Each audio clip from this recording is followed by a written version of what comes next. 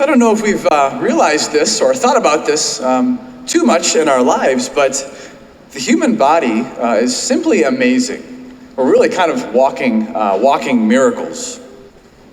I thought about this as I spent a little bit of time at Boston Mills the other day snowboarding. So I love to snowboard in the winter. Got a few runs in before the warmth and the rain. You know, as human beings, we've figured out a way to strap some pressed together pieces of wood and fiberglass to our feet, and then hurl ourselves down a hill while using our toes and our legs to pretty somewhat successfully and precisely get us down that hill through bumps and all these kinds of things. It's kind of amazing if you think about it. There are people who train their bodies in all kind of ways to exercise, right? Especially to run, which I also love doing, you know? But there are some people that train their bodies to run ultra marathons, like 100 miles, 150 miles, 200 miles, 1,000 miles over like 3 or 4 days. That's crazy. The human body is amazing. Golfers, have figured out the precise way to kind of move and twist the body to smash, this tiny little ball hundreds of yards and get it into this tiny little hole, enough to just kind of tap it in. Personally, golf might not be the most interesting thing on TV, but it's really kind of amazing if you think about the feat, that is the game of golf. Now, I know these are all sports analogies, but I think there are many ways to just think in our own lives of how just our body has, we've used our body in amazing ways. And maybe this is something simple, but I think we can all also know this by just looking at ourselves standing in the mirror. Have we ever, done this before?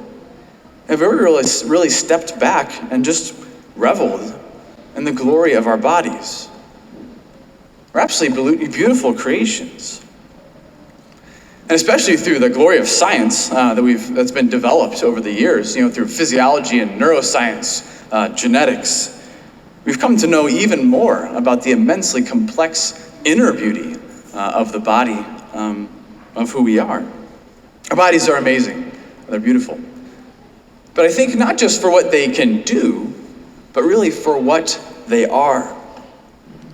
And so, brothers and sisters, I want to just share and lead us through kind of 3 little points today. First, that our bodies are good. Second, that we are our bodies. And third, that our bodies reveal God's glory. So first, our bodies are good. How can we make this claim? Well, if we look to the book of Genesis, the creation stories, the first 2 chapters, the first chapter of Genesis talks about, it's like the 7 days, kind of the orderedness of creation. This was created, then this was created, and this was created. And then Genesis 2 talks more about specifically humanity, man and woman, Adam and Eve. That man is, taken out of the mud, the stuff of the earth. And Eve is taken from the rib, from the side of Adam. And they're created for each other in a unique and a beautiful way. Well, through these stories, we learn something very important, that we are created good. And so in the first creation story, where we have this unfolding of creation, things are created, God creates something and God said it was good, and God said it was good, and God said it was good. Well, humanity comes at as the last thing that's created. It's like the pinnacle of creation. And God says that it is very good. In other words, after God created us in our bodies, that was it. We were good. We were created out of perfect love by Him. There was nothing that needed to happen or change from there to change this beautiful reality. But some of us may, rather struggle with our bodies. Maybe our experience through life has told us different. When we look at our body, maybe there's something of a negative or critical experience. We may weigh a little too much. Our hair isn't the quite right color. We have stretch marks and freckles. Maybe if we stare at ourselves long enough, kind of look weird. You ever stare at your eyebrows for more than 30 seconds? It's kind of weird.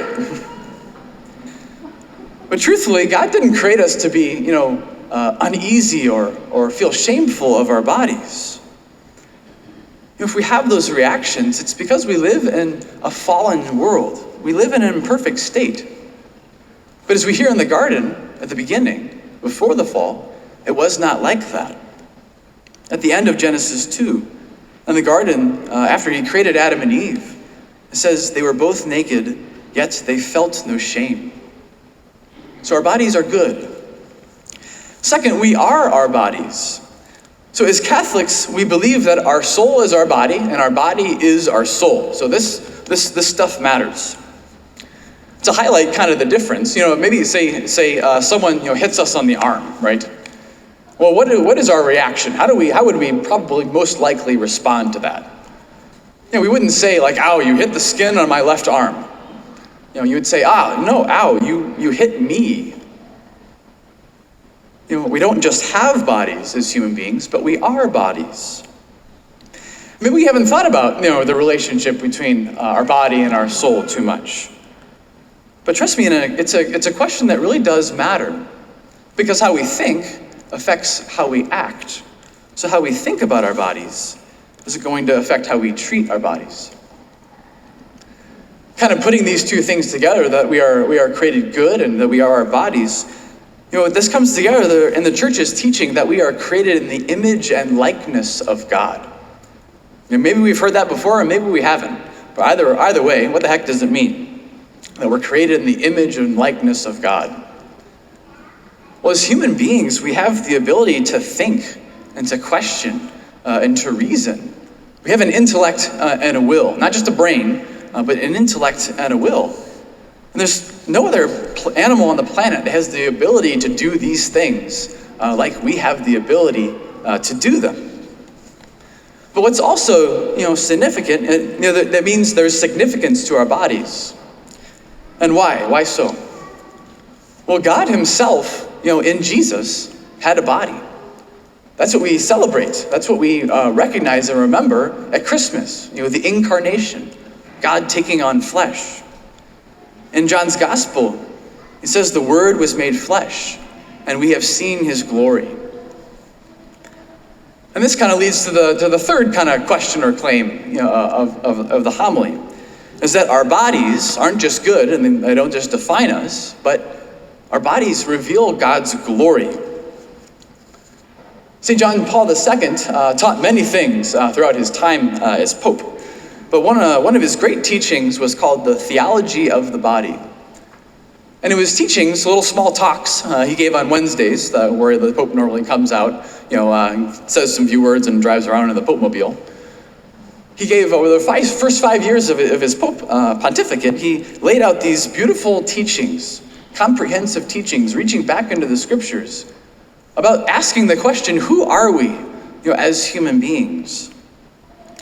And maybe the theology of the body is something we've never heard about before. And honestly, it hasn't been talked about too much, within the church, really. Maybe if we have heard about it, maybe we've heard only sound bites. Well, here's kind of like the thesis statement of the theology of the body. The body, and it alone, is capable of making visible what is invisible, the spiritual and the divine. It was created to transfer into the visible reality of the world the invisible mystery hidden in God from time immemorial, and thus to be a sign of it. Okay, that's a lot. That's a mouthful. You could probably spend an hour talking about that statement. So if it doesn't make sense, that's okay. But in other words, what does it mean that God created many good things, and the body is the best and the highest of all of those things? And that our body can reveal who God is. And how does that happen? Well, we love. We're called to love as human beings. And as we love in a real and sacrificial way, giving our lives over for each other, that happens in and through our bodies. We've heard, God is love. And if we look to the scriptures, we see that, God had a body through Jesus. So if we love in and through our bodies, we reveal who God is as love. So at this point, you're probably wondering, when the heck is Father David going to actually get to the gospel for the weekend? In the gospel this weekend, we have the transfiguration. I promise it ties right in. The transfiguration, this moment of a theophany, a revelation of God to Peter, James, and John. And by what means did the transfiguration happen? Well, it happened through Jesus' body. His body was the means by which the glory of God was revealed, this magnificent moment. And why is the transfiguration, even important for us? And why is it important for the Christian story? Well, it anticipates and points to what's going to happen next, the death and the resurrection of Jesus. This supreme miracle, which God gives his life and sacrificial love in his body for the life of the world. It doesn't just happen in the mind, the passion and death and the resurrection, but it happens in and through God's body. One actual reading of the Transfiguration is not just that, Jesus changed in that moment, like he kind of just magically threw on this super white garment and hopped up a few steps and started floating in the air with Moses and Elijah, right? But one reading is that it was really the Transfiguration happened in the minds and hearts and the eyes of the disciples of Peter, James, and John. That it was that moment that like a veil was kind of lifted from their eyes. And they could actually see Jesus for who he really was, for as he always was. They were able to get a glimpse of the glory that was contained in his own body. Do we realize the absolute beauty of ourselves as created beings, created out of perfect love by God in his image and likeness, body and soul? There's nothing we can think about ourselves or do to ourselves to change the truth of this beautiful reality. Our bodies are good. We are our bodies, and our bodies reveal the glory of God. One last footnote. After all this, maybe we raise the question, yes, we have bodies, but we also have desires. This is true, and this is very true, and desires makes it being human, amazing and beautiful. We have surface level desires, for food and naps and vacations. We also have deep desires for love and for connection and for heaven. And yet while we have desires, our desires ultimately don't define us or give us dignity themselves. Our identity and our dignity comes from being created out of perfect love, body and soul, by God as his beloved son and daughter. I would love to say so much more than that, but the homily time will not keep me from doing that. So just know there's more. There's more to know in the journey of who we are. But brothers and sisters, may today we allow our minds and our hearts to be expanded to receive in our bodies and our souls the grace and the love of God. That he loves us just as we are, just as he has created us.